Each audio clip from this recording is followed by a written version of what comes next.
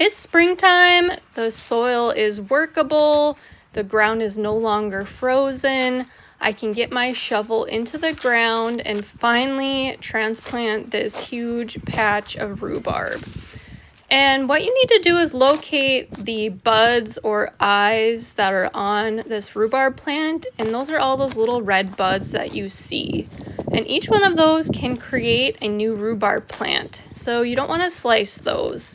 So I'm taking my shovel and I'm going around on the outside of this rhubarb clump, keeping in mind that you will probably slice through some fibrous roots if you are doing this. And it's okay because rhubarb is very forgiving.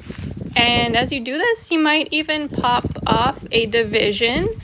And as you can see, this rhubarb clump has 2 to 3 eyes on it. So that's a good starter for rhubarb. You want to aim for about 2 to 3 buds, but even one bud will create a new rhubarb plant.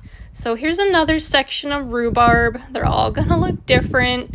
That's just how this plant grows. So I'm just popping up a huge section of this rhubarb, and this is probably only 2/3 of the plant, because as you can see on the right hand side there's another clump that was attached to it. And as you're looking this over, you're looking for divisions. You can set them aside.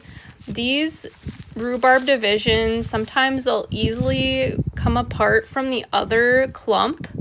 And you also want to look for some rotted areas because you don't want to plant anything rotten. Though with that piece, it's possible to probably save the bud, but you'd have to cut off all the rotted root that was on there.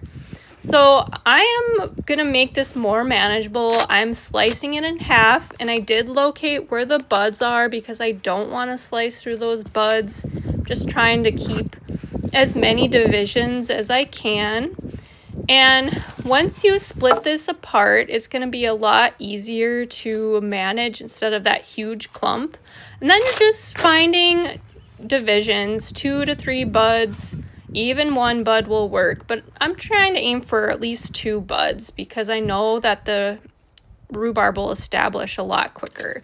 And now I'm measuring in the hole to find out if I dug it deep enough. You want those bigger buds to be at the soil surface, but if they're just tiny buds that have just started growing, those need to be under the soil about 1 to 2 inches below the soil line.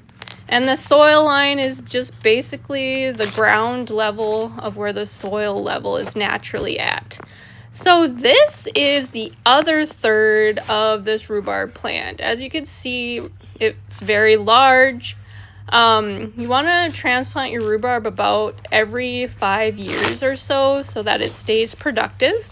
And right now I'm just, again, sliding my shovel in through this and making a division. And as you can see, there's two divisions right there. They easily pulled apart. Sometimes that's what will happen. See how those just easily pulled apart? There's 2 on the one plant and 1 on the other.